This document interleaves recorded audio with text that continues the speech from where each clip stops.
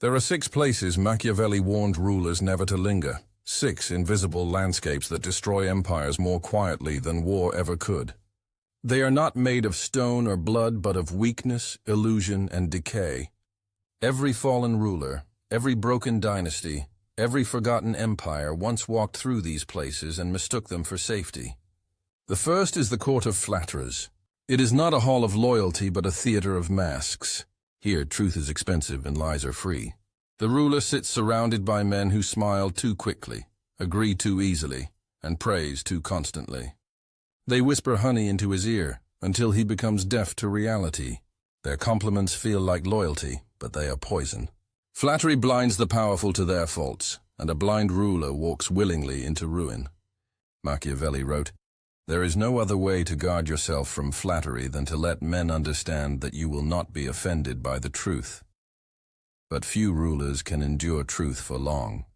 It cuts deeper than a blade, and so they surround themselves with those who dull it.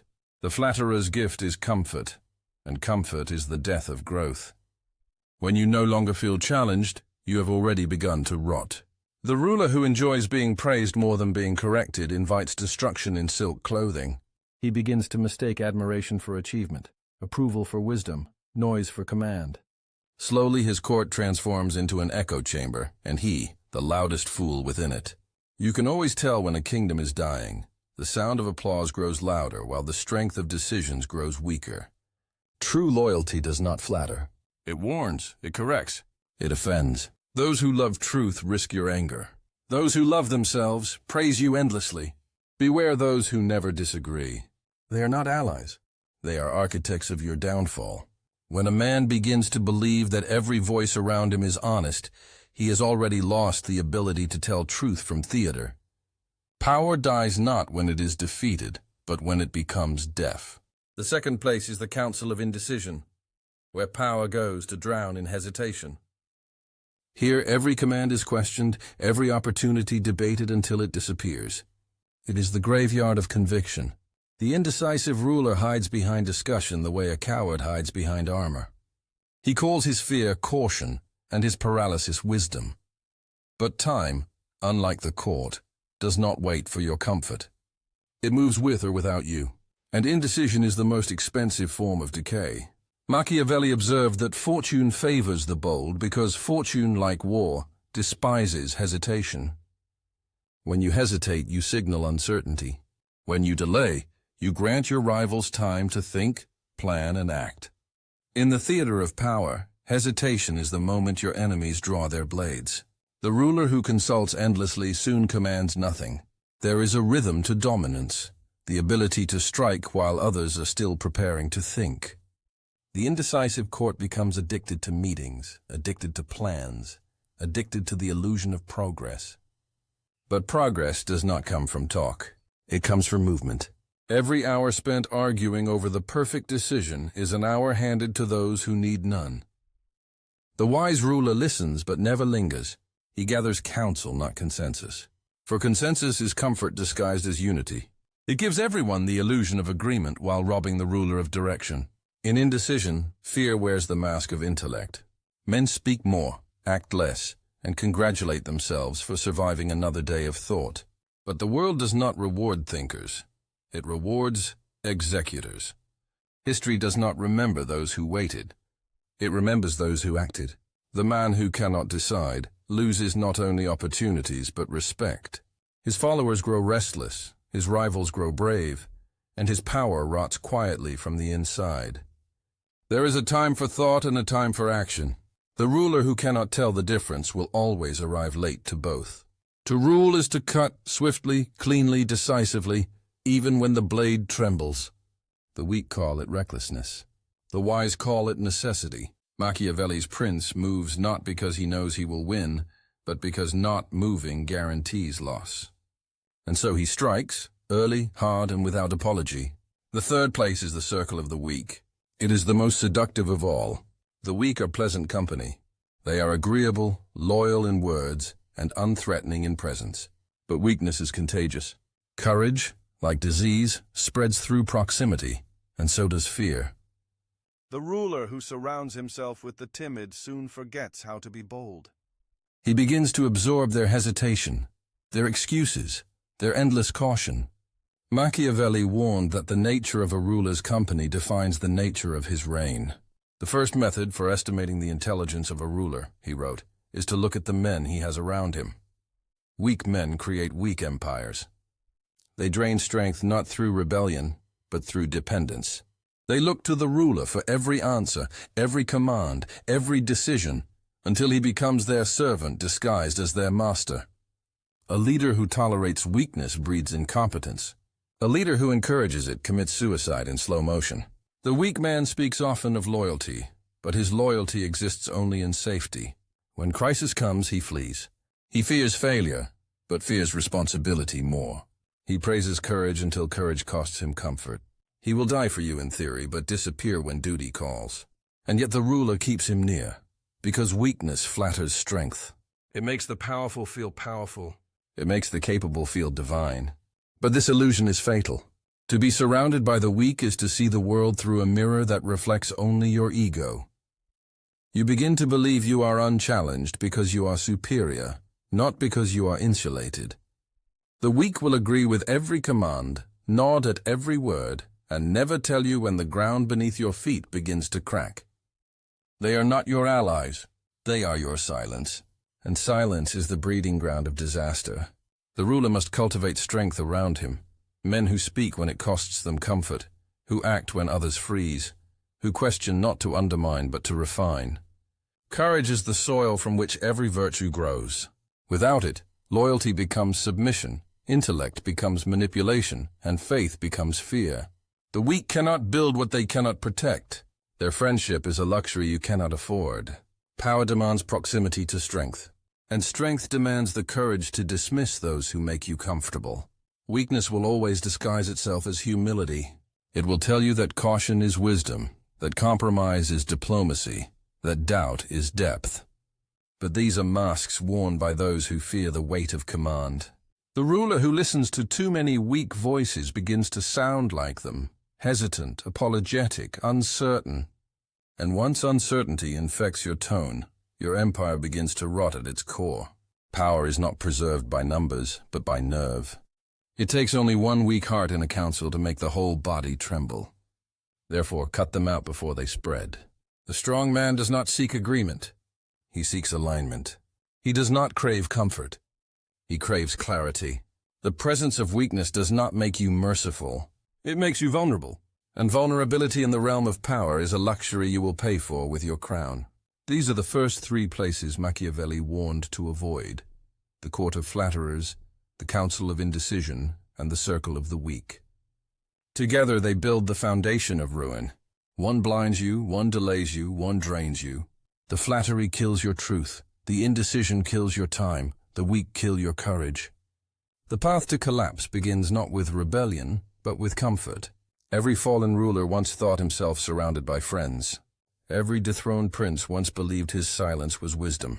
Every broken empire began with the soft voices of those who meant well but dared little. Power, when left unguarded, does not die in battle. It dies in whispers. In luxury, in agreement. The art of survival lies in seeing the poison before you taste it. Machiavelli did not write for kings. He wrote for survivors. Those who understand that power is not preserved by peace but by vigilance. That truth spoken harshly is more loyal than praise spoken sweetly. That the strongest fortresses are not built of stone, but of strong minds willing to confront the uncomfortable.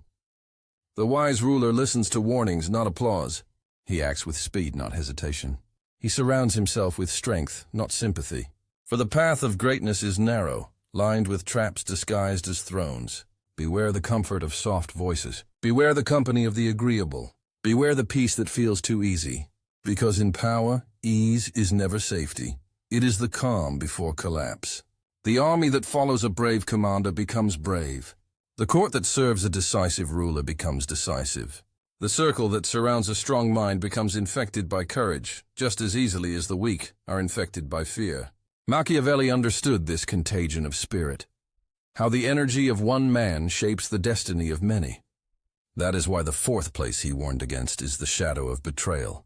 For no empire falls by external force before it first crumbles from within. Betrayal is the quietest of assassins. It wears the face of loyalty, speaks the language of devotion, and waits for the moment when your guard is down. It is not the stranger that destroys you. It is the familiar hand that once saluted you. Every throne casts two shadows, one from the crown above and another from the traitor below. A ruler who believes himself safe among friends has already been exposed. Betrayal never announces itself. It grows like rot beneath polished marble, invisible until the surface caves in. The enemy beyond your walls wants your land. The betrayer beside you wants your place. He watches your moods, memorizes your weaknesses, and feeds your pride until you depend upon his loyalty. When he strikes, he does not raise a sword. He merely steps aside, and you collapse under the weight of your own trust. Machiavelli warned that loyalty is not a virtue but a transaction. It must be maintained by necessity, not emotion. Men are ungrateful, fickle, false, cowardly, he wrote, and as long as you succeed, they are yours. The wise ruler never depends on gratitude. He engineers loyalty through interest and fear. He makes betrayal more costly than obedience. But even then he knows, betrayal is inevitable. For where ambition exists, treachery breeds. The most dangerous man in your court is not the one who disagrees with you, but the one who agrees with you too much. He is rehearsing trust while plotting opportunity. His loyalty is performance.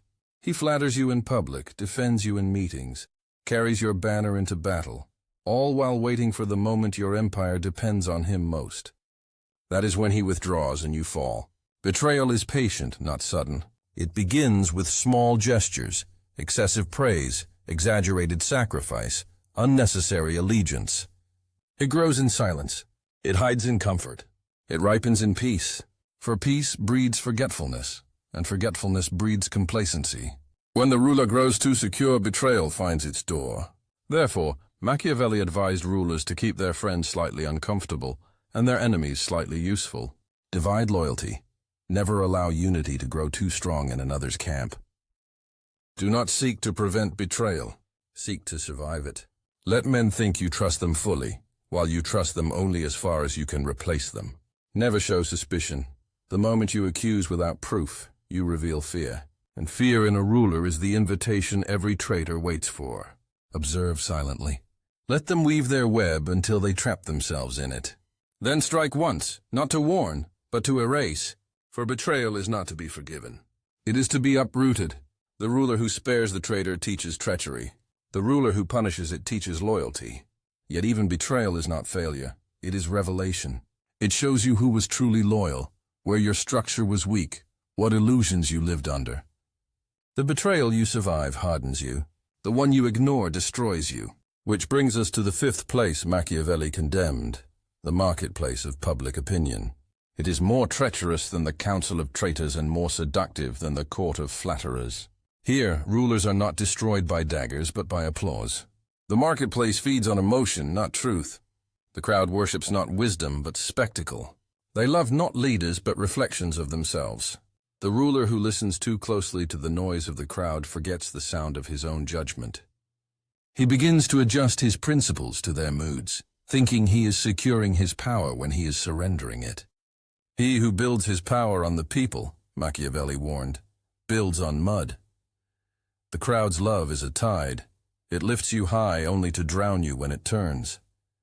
They cheer you when you feed their appetite, and curse you the moment you withhold it. To govern by applause is to sell your authority piece by piece until nothing remains but your image. And the image, once separated from substance, becomes a mask that eventually slips. Reputation is not power, it is a shadow of power, fragile and fleeting. The ruler who spends his days guarding his image rules no one but his own reflection. Every decision becomes performance, every command a speech for approval. He begins to fear criticism more than defeat, rumor more than rebellion. The public's favor becomes his drug, intoxicating, addictive, destructive. He mistakes being loved for being safe.